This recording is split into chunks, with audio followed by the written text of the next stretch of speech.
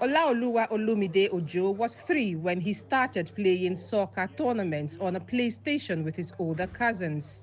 Now 14, and in his final year at a Nigerian high school, he's looking to play games like Warzone, FIFA, and Fortnite as a way to make money.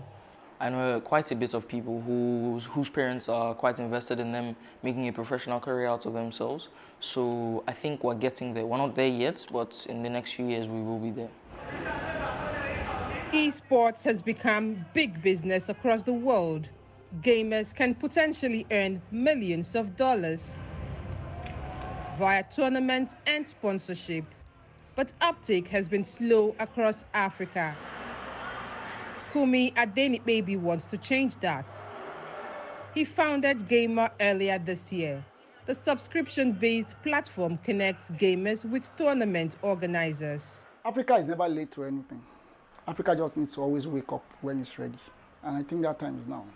Asians, Europeans have heard about esports because that is where the product started from. And the gaming culture is big in Africa, but not the esports culture. So all we need to do is introduce esports into that culture.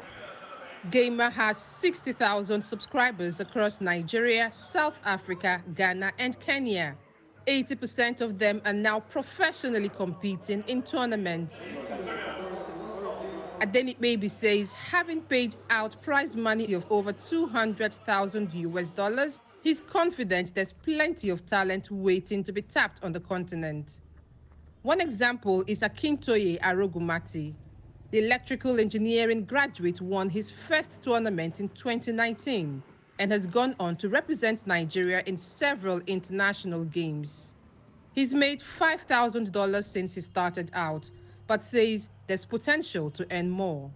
I think more people should come in because when the scene is bigger, when you see a lot of people playing, definitely more brands will want to come in, and then it will get bigger and bigger, and then there will be a lot more prizes to go around. Africa is also fertile ground for managers scouting for fresh talent due to its youthful populations and increasingly good broadband in some countries.